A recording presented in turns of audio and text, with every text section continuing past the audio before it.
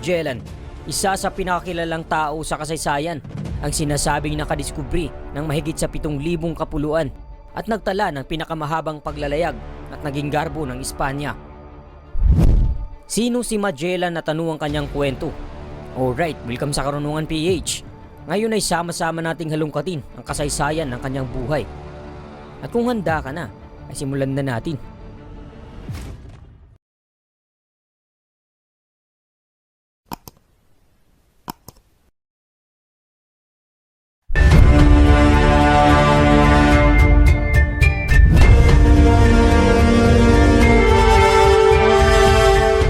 Nagsimula ang kwento noong mga taong 1480 nang siya ay isilang sa bayan ng Sabrosa, Portugal mula sa mag-asawang sina Roe de Magalhaes at Alda de Mesquita. Kasama ang kanyang 6 na mga kapatid, isinilang si Magellan sa hindi gaanong kilalang angkan sa Portugal, ngunit hindi rin naman sila mahirap, nasa middle class ang kanilang estado. Katunayan kilala ang kanyang ama sa larangan ng politika. Pagkatapos ng kamatayan ng kanyang mga magulang, siya ay naging isang pahe o vice ni Reyna Leonor sa korteng makahari ng Portugal dahil sa kanyang angkan. Si Ferdinand Magellan, na kilala rin bilang Fernão de Magalhaes sa wikang Portuges, ay isang kilalang Portuges na eksplorador at nagtala ng kauna-unahang paglalayag sa kasaysayan ng buong mundo. Siya ang kauna-unahang taong naglayag mula sa kanluraning ruta patungong Asya, ang unang Europeyong nagnanais matawid ang pinakamalawak na bahagi ng karagatan, ang Pacific Ocean. Bagaman hindi pumabor sa kanya ang swerte sa ekspedisyon, matapos mapatay ng mabagsik na dato sa Pilipinas, siya pa rin ang nabigyan ng parangal bilang makasaysayang tao sa Europa na nagbukas ng hindi pa nadidiskubring mga ruta. Noong Marso 1, taong 1505, sa edad na 25, nagpatala si Magellan sa isang armada ng 22 barko na ipinadala sa host na si Francisco de Almeida bilang unang viceroy ng Portuguese India. Bagamat hindi lumitaw ang kanyang pangalan sa mga listahan, nanatili pa rin siya doon ng 8 taon sa Goa, sa Cochin at sa Quilon, kung saan nasangkot siya sa ilang mga labanan, kabilang ang labanan sa Cananor noong 1506 kung saan nagtamo siya ng sugat. At noong 1509, naglayag si Magellan kasama ang kanyang kaibigan na si Francisco Sirao sa unang imbahadang Portuges patungong Malacca sa ilalim ng pamumuno ni Diogo Lopes de Sequeira na isang Portuguese Indian governor. Ito sana ang kauna-unahang paglalayag na kanilang ginawa. Kaso pagkatapos ng dumating sa Malacca noong September, ang ekspedisyon ay nabiktima sa isang sabuatan na nagwakas sa pag-urong nito. Noong 1511, sa ilalim ng bagong gobernador na si Alfonso de Albuquerque, si Magellan at Sirao ay nagsagawa ng pananakop sa Malacca. Pagkatapos ng pananakop, siya ay nahiwalay ng landas. Si Magellan ay itinaas sa kumpanya ng isang Malay at naging alalay niya si Enrique ng Malacca, isang Malay na nakasama niya sa kanyang paglalayag patungong Spice Island. At sa sumunod na taon, siya ay bumalik sa Portugal. Ngunit ang kanyang kaibigan na si Sirao ay umalis na pala sa unang ekspedisyong ipinadala ng hari ng Portugal upang hanapin ang mga kapuluan ng mga pangpalasa. Nang maglaon, si Magellan ay nakapag-asawa ng isang babaeng taga-Asya mula sa Ambuena at naging tagapayo ng Sultan of Ternate sa bayan Sirola. Ang mga sulat na kanyang natatanggap ang nagbigay alam sa kanya tungkol sa mga teritoryo na lumilikha ng mga pampalasa.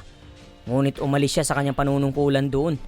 Pagkatapos niyang umalis ng walang pahintulot, si Magellan ay nawalang pabor sa kanyang paglilingkod sa Maluku.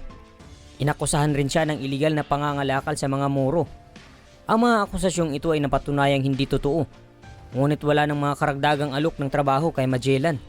At noong 1515, nakatanggap siya ng isang alok bilang isang tauhan sa isang barkong Portuges, ngunit tinanggihan niya ito.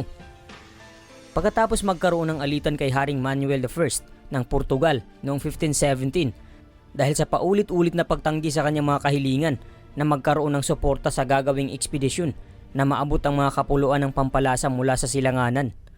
Umalis siya at nagtungo sa Espanya, sa Sevilla, Spain. Kanyang kinaibigan si Diogo Barbosa, isang manunulat na Portuges, at nakapag-asawa na naman sa anak na babae nitong si Maria Caldera Beatriz Barbosa bilang ikalawa nitong asawa. Sila ay nagkaroon ng 2 anak na sina Rodrigo de Magalhaes at Carlos de Magalhaes na parehong namatay sa murang edad. Si Maria Caldera ay namatay naman sa Sevilla noong mga 1521 matapos ang isang pamamaslang habang abala si Magellan sa kanyang mga paglalakbay.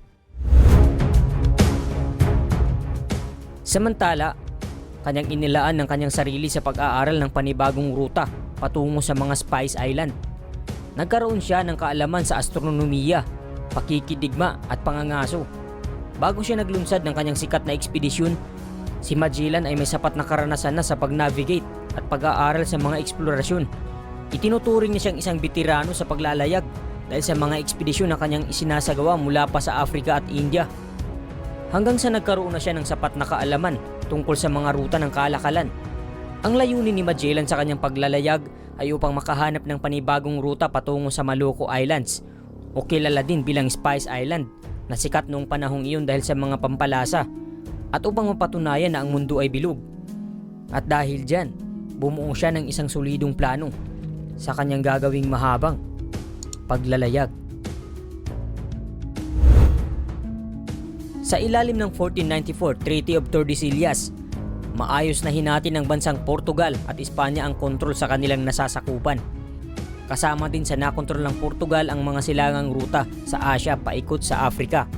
Kontrolado din ito ang mga mapagkukunan, kaya naging mahalaga para sa Espanya na makahanap ng isang bagong ruta ng kalakalan sa Asia. Napagtanto ng Espanya na ang lupain ng Amerika ay hindi bahagi ng Asia, ngunit ibang kontinente. Ang planong paglalayag ay hindi naging madali kay Magellan dahil sa napakaraming balakid, kabilang na ang kawalan ng pondo, mga barkong maaaring gamitin, at iba pang mga kagamitan na pwedeng magamit sa paglalayag. Dahil sa kawalan ng suporta mula sa hari ng Portugal na si Manuel I, tumalikod si Magellan sa kanyang sariling bansa at bumaling ang kanyang atensyon sa batang hari ng Espanya na si Charles I.